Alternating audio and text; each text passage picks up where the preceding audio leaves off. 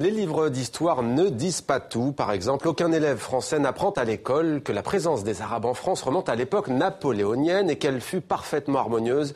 Il a fallu le travail d'un historien australien et d'un anthropologue français pour exhumer ce passé. Deux grands témoins ce soir dans 64 minutes. Pascal Blanchard, merci d'être avec nous. Vous êtes donc anthropologue, vous êtes l'auteur du livre Le Paris arabe, co-auteur du livre Le Paris arabe, édition La Découverte. Et puis chez la même maison d'édition, vous avez publié également La France noire.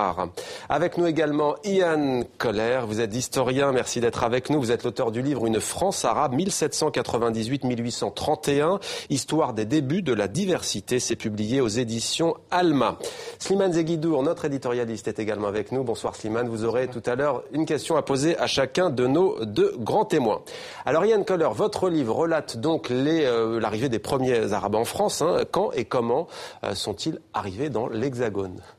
Donc c'est après l'occupation de l'Égypte par les Français en 1798, mais en fait ça a attendu 1801 pour qu'ils quittent l'Égypte avec un projet d'indépendance en fait pour l'Égypte, mais leur chef est mort tragiquement pendant la traversée et donc ils sont transformés comme ça de exil politique en réfugiés égyptiens. Et donc ils sont restés, ils se sont installés à Marseille et plus tard à Paris aussi. Alors, comment ils sont accueillis quand ils arrivent à Marseille ? Bon, au début, ils étaient dans le lazaret, dans la quarantaine, et comme ça, en fait, petit à petit, ils ont compris que c'était une France un peu différente qui était là maintenant. Donc, c'est pas la même France qui avait occupé l'Égypte, la République. Maintenant, c'était une France en cours d'être un empire. Alors, Pascal Blanchard, quand on lit ce livre, et quand on lit les vôtres, d'ailleurs, on se rend compte qu'il n'y a pas eu d'hostilité particulière à leur égard. Au début, non. Au début, non, parce que aujourd'hui, ça nous paraît très paradoxal de dire ça, mais Marseille est déjà une capitale d'Orient, est ouverte sur l'Orient. Il y a des commerçants, on connaît l'Algérie, et il y a une relation très ancienne avec le monde oriental, pas forcément la notion d'arabe telle qu'on la conçoit aujourd'hui, c'est un Orient plus vaste. Donc il y a des échanges commerciaux, il y a des échanges culturels, il y a des ambassades qui passent par Marseille. Donc il y a une forme d'habitude de vivre avec l'autre. Et cet autre, certes, on peut le combattre, certes, on a pu avoir des rapports dans la Méditerranée complexe, mais en même temps, on le connaît. Donc, il y a cette habitude d'être à cette rencontre. Donc, quand ils arrivent dans cette ville de Marseille, c'est à la fois une installation nouvelle, ce sont les premiers rapatriés de l'Empire, entre guillemets, on pourrait presque le dire, une histoire coloniale naît à ce moment-là, c'est un empire impossible, l'Égypte, Napoléon perd, mais quelque part, il y a déjà les prémices d'une grande histoire impériale française en Orient, et puis ils arrivent avec ce côté d'avoir aidé la France, d'avoir soutenu la France contre l'ennemi commun, l'anglais. Donc, ils arrivent avec, je dirais, un contexte plutôt positif. Et en même temps, tous sont plus ou moins déjà dans une culture française, même si elle est très courte en temps passé, il y a une forme de fascination pour la France dans leur esprit. Donc ils arrivent eux-mêmes très positifs et ils arrivent dans une ville très ouverte. Ça n'aurait pas été le cas forcément dans d'autres villes de France. Que deviennent-ils, Ian Koller, quand ils arrivent ? Il y a notamment le garde du corps, il me semble, de Napoléon. Il y a d'autres exemples. On connaît les Mamelouks. Est-ce que vous pouvez nous en citer quelques-uns ? Oui, en fait, c'est une politique très intéressante parce que Napoléon, quand il est arrivé en Égypte, il a dit que, en fait, il était là pour détruire les Mamelouks. Mais en France, les Égyptiens étaient appelés plutôt comme Mamelouks sous ce nom. Et en fait, je pense que c'était une forme de menace. C'était très important dans son pouvoir politique comme un symbole d'un pouvoir autoritaire. Alors vous avez dit il y a quelques instants, Pascal Blanchard, le mot arabe pas au sens où on le conçoit aujourd'hui. Slimane Zeguidour s'est penché sur le sujet. Il a justement deux questions à vous poser. Oui, alors la première à Ian Koller, c'est vous, en tant qu'Australien, vous avez une communauté arabe assez ancienne, d'origine syrienne, libanaise, palestinienne, qui a d'ailleurs donné un grand écrivain, David Malouf, qui a été primé même en France. Qu'est-ce qui vous a amené de l'autre bout de la planète à vous intéresser à cet épisode arabe de l'histoire de France ? Oui, en fait, c'est exactement cette histoire. On a une histoire très ancienne, même depuis le 19e siècle, des Syriens, Libanais qui sont arrivés en Australie. Mais je m'intéresse beaucoup dans ces questions de multiculturalisme. Et finalement, comment vivre ensemble, c'est très important en Australie aussi qu'en France. Et j'ai commencé, après en fait un voyage au Moyen-Orient, j'ai commencé à apprendre l'arabe. Et juste après, c'est ma première visite à Paris. Et comme ça, j'ai pris le chemin à partir de la gare du Nord, vers boulevard Magenta. Et j'ai vu le plein Paris arabe comme ça. Et ça a resté dans mon esprit, en fait, de poser cette question. Qu'est-ce que c'est l'histoire de cette communauté? À cette époque, il n'y avait aucun livre. Et en fait, c'était pendant la période où je faisais mes recherches que ce grand livre, Le Paris arabe de Pascal et d'autres historiens est sorti. Et en fait, ça m'a permis de concentrer plutôt sur cette communauté que j'avais découverte, qui était en fait presque oubliée dans les archives, surtout à Vincennes. Très bien. Pascal, le mot arabe, vous disiez tout à l'heure qu'il n'avait pas la même acception.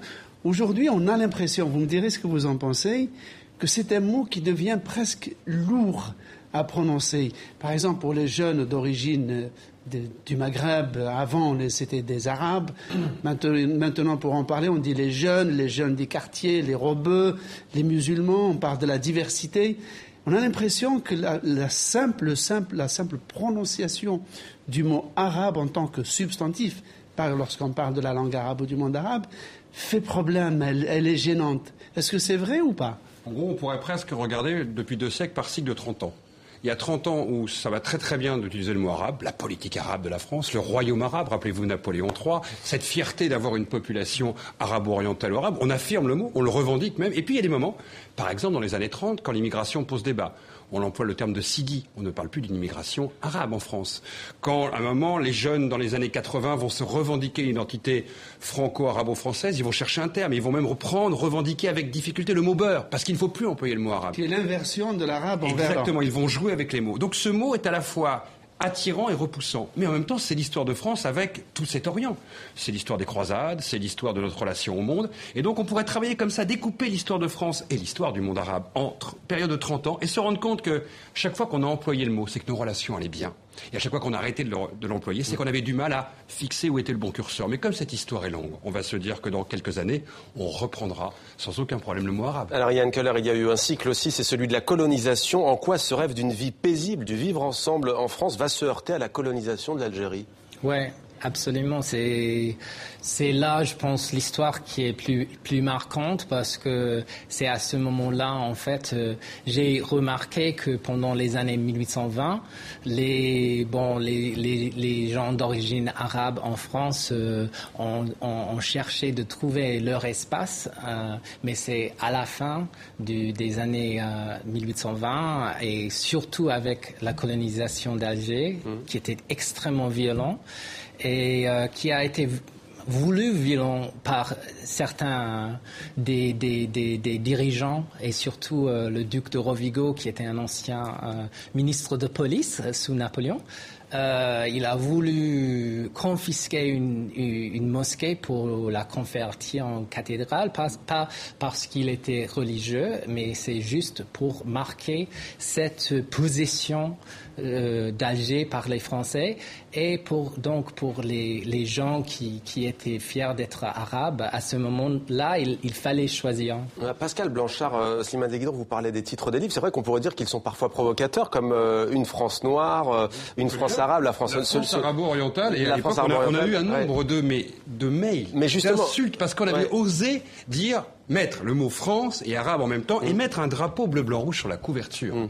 Vous seriez horrifié des mails qu'on a pu recevoir, de gens qui n'avaient d'ailleurs jamais ouvert le livre. Oui. Mais au-delà de ça, au-delà des réactions, on va dire, des citoyens, pourquoi est-ce que le monde universitaire et les médias, nous autres, pourquoi est-ce qu'il y a cette gêne? Pourquoi est-ce qu'il faut presque être courageux pour aborder ces sujets? Comment vous l'expliquez? D'abord, il y a pas tant de chercheurs que ça qui travaillent sur la question, que quand ils travaillent, par définition, leurs travaux sont tout de suite vus et remarqués, et donc signalés, parce que le champ du politique l'emporte encore sur le champ de l'histoire. C'est-à-dire que nous n'avons pas pu encore, 50 ans après la fin de la guerre d'Algérie, raconter nos histoires comme si on parlait des Gallo-romains. Il y a aussi cette règle précise à la France qui n'existe pas chez les anglo-saxons, c'est de dire un noir, un arabe. Bien sûr, on peut dire un gallo, un romain, on peut se dire gallo-romain, ça pose plus personne, ça n'intéresse plus personne, le débat est passé. Mais alors, quand vous travaillez sur la guerre d'Algérie, vous se passez, on va vous dire de quel camp es-tu, pourquoi tu fais ça, mais tu es pro-arabe ou anti-arabe, comme s'il fallait se positionner, comme si Yann ou moi on devait se positionner si on était pour ou contre. Non, on travaille sur ces sujets-là, donc on emploie les mots qui leur conviennent mieux. Vous voulez, j'appelle comment mon livre sur la France noire, la France des Africains, océans. Mais pourquoi vous, quand vous écrivez ce livre, c'est pour remettre au centre du pays justement une population longtemps marginalisée? C'est pour mettre l'histoire à l'endroit, parce que cette histoire, au début du 19e comme aujourd'hui, au début du 21e, fait partie de l'histoire de France. Nous ne comprenons pas l'histoire de France, elle n'intègre pas, elle n'est pas toute l'histoire de France, elle est une partie de l'histoire de France, et on tronque cette histoire commune, collective, si on enlève cette partie-là. Et en fin de compte, on se rend compte que c'est plus dur de parler de ces sujets-là que de parler de Clovis, de Charlemagne ou d'autres sujets. Donc simplement, il y a un effort supplémentaire parce que la balance a trop tendu d'un côté. Et aujourd'hui, des jeunes ont le sentiment que cette histoire n'est pas la leur. Il faut donc la raconter, mais pas seulement à eux, à tous les Français. Ian Koller, comment votre travail est-il perçu en Australie cette fois et ailleurs dans le monde? Oui, en fait, mes collègues australiens ont vu le côté australien du livre. Les aborigènes? Oui, en fait, oui, il y a cette question aussi, il y a une question, en fait, de notre histoire très, très triste des aborigènes en Australie, mais aussi, en fait, des réussites extraordinaires. En fait, ils ont vu que je pose des questions qui sont aussi australiennes que françaises sur cette question de vivre ensemble. En ce moment, on vit des problèmes très, très sévères en Australie par rapport à l'immigration notamment aussi, on le sait. Oui, et aussi des questions sur l'islam et en fait comment vivre ensemble et respecter l'autre. Et ça, c'est un problème qui est mondial. C'est pas une question qui est spécifiquement ni australienne ni française. Ian Koller, Pascal Blanchard, merci d'avoir été avec nous. Je rappelle donc Une France arabe, histoire des débuts de la diversité, 1798-1831, édition Alma Éditeur, et puis notamment Une France noire, la France noire, et puis la France arabo-orientale. Le voici. Très bien. Merci à tous les deux d'avoir participé à 64 minutes sur TV5 Monde.